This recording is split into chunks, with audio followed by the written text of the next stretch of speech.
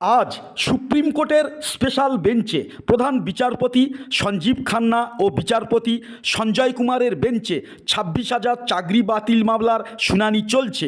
তো সুপ্রিম কোর্টে যে বিচারপতি ও রেসপন্ডেন্ট লয়াররা সওয়াল করছেন সেটা সম্পূর্ণ ট্রান্সলেট করে মূল বিষয়বস্তুগুলি বাংলায় ব্যাখ্যা করার চেষ্টা করছি। তো আপনারা প্রত্যেকেই জানেন যে লাইভ স্ট্রিমিংটা অস্পষ্টভাবে শোনা যাচ্ছে, তাও চেষ্টা করেছি উদ্ধার করার। তো এতদিন যোগ্য ও অযোগ্যদের উকিল সওয়াল করেছেন সুপ্রিম কোর্টে, তারা কিন্তু কেউ প্যানেল বাতিলের কথা বলেননি।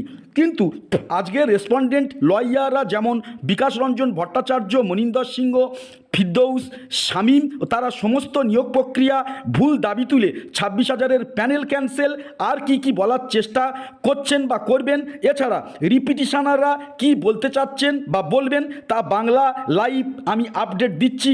রেসপন্ডেন্ট লয়াররা সওয়ালে বলার চেষ্টা করেছেন 2016 সালের প্যানেলে ওএমআর ম্যানিপুলেশন হয়েছে অনেকটাই। এছাড়া তারা সওয়ালে বলার চেষ্টা করেছেন যে ওএমআরে নাম্বার বাড়ানো হয়েছে, যেটা সফট কপিতে ধরা পড়েছে।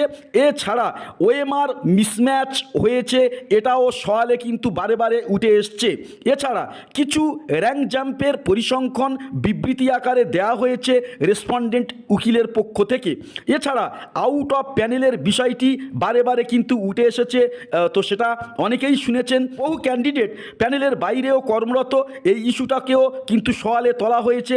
তো এসএসসির রেকমেন্ডেশন নেই, সেক্ষেত্রে অনেকেই কিভাবে বর্তমানে কর্মরত এ প্রশ্নটাও তোলা হয়েছে। রেসপন্ডেন্ট লয়াররা বলার চেষ্টা করছেন কোনোভাবেই 2016 প্যানেলে স্যাগ্রিগেশন সম্ভব নয়। মূল ওএমআর কপি যেখানে নেই, কিভাবে কোন যুক্তিতে এই স্যাগ্রিগেশন হবে? প্যানেল এক্সপায়ারি হওয়ার পর কিভাবে সেই প্যানেল থেকে চাকরি হলো, এই বিষয়টা কয়েকবার উঠেছে। সুপার নিউমারি পোস্ট কিভাবে তৈরি হয়, কাদের জন্য তৈরি হয়, তা সুনির্দিষ্ট নিয়ম মেনে কি তৈরি হয়েছিল? প্যানেল এক্সপায়ার হওয়ার পর এই সুপার নিউমারি পোস্ট কাদের জন্য ক্রিয়েট করা হয়েছে, সেই বিষয়টি একবার কিন্তু উঠে এসছে সওয়ালে। প্যানেলের বাইরে বহু ব্যক্তি শিক্ষক হিসাবে নিযুক্ত, তাদের কে রেকমেন্ডেশন দিল, কিভাবে তারা নিযুক্ত হলো, এটাও কিন্তু সওয়ালে ওঠে। মোদ্দা কথায় তারা বলতে চেয়েছেন নিয়োগ প্রক্রিয়া গলতযুক্ত ও তার পাশাপাশি দুর্নীতিযুক্ত। তার পাশাপাশি যেখানে হার্ড কপি নেই, সফট কপিতে যেখানে ম্যানিপুলেটেড হয়েছে, সেখানে যোগ্য অযোগ্যদের কিভাবে ভেদরেখা টানা কিভাবে সম্ভব? স্ক্যান কপির উপর ভিত্তি করে অযোগ্য নিরূপণ করা যাবে না। চাকরিতে নিয়োগের পরপর ওএমআর কেন ডিসপোজ করা হলো বা নষ্ট করা হলো? আসল ওএমআর ছাড়া যোগ্য অযোগ্যর সেপারেশন কখনো সম্ভব না। একজন রেসপন্ডেন্ট লয়ার তিনি সওয়ালে বলছেন কেন কি কারণে হাইকোর্টের সিঙ্গেল বেঞ্চে ও ডিভিশন বেঞ্চে এই 26,000 চাকরি বাতিল মামলা খারিজ হয়েছিল। 26,000-এর প্যানেল কেন বাতিল হলো তিনি একটি নথি নিয়ে পড়ে মহামান্য আদালতকে বোঝানোর চেষ্টা করছেন। তো যোগ্য ও অযোগ্যর কিভাবে স্যাগ্রিগেশন করা সম্ভব সে বিষয়ে কারোর সওয়ালে কিন্তু ইতিবাচক কিছু উঠে আসেনি। 1 ঘন্টা 1.5 ঘন্টার টানা সওয়াল কিন্তু চলেই যাচ্ছে। এর মধ্যে একটি উকিল কিন্তু সওয়াল করছেন রেসপন্ডেন্ট লয়ার হিসাবে, যেহেতু পুরো স্যাগ্রিগেশন সম্ভব না, তাই আপাতত যারা অযোগ্য তাদেরকে স্ট্যান্ড বাই মোডে রাখা হোক, তাদের উপর আরও তদন্ত করা হোক, এর জন্য পৃথক তদন্ত কমিশনেরও কথা বলা হয়েছে। আবার তার পাশাপাশি যাদের আপাতত যোগ্য হিসাবে ধরে নেওয়া হচ্ছে তাদের আবার পুনরায় যাতে পরীক্ষা নেওয়া যায় সে ব্যবস্থা করা।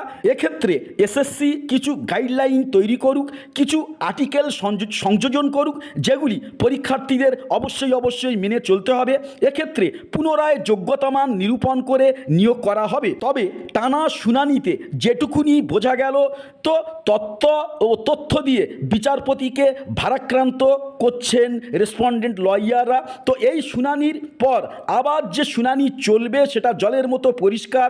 এই শুনানিতে কিন্তু সেরকমভাবে স্যাগ্রিগেশন করার সপক্ষে বলিষ্ঠ যুক্তি কিন্তু কেউ খাড়া করলো না, এবং ইতিবাচক কি হতে পারে, কিভাবে স্যাগ্রিগেশন করা সম্ভব সে বিষয়ে কিন্তু কোনো সুস্পষ্ট আলাপচারিতা কিন্তু হলো না। তো পরবর্তী হিয়ারিং ডেট কবে হবে সেটা এই ভিডিওর কমেন্ট সেকশানে জানিয়ে দেওয়া হবে। তো পরবর্তী আপডেটের জন্য আমাদের চ্যানেলে নতুন হলে অবশ্যই করে আমাদের চ্যানেলটি সাবস্ক্রাইব করে রাখবে।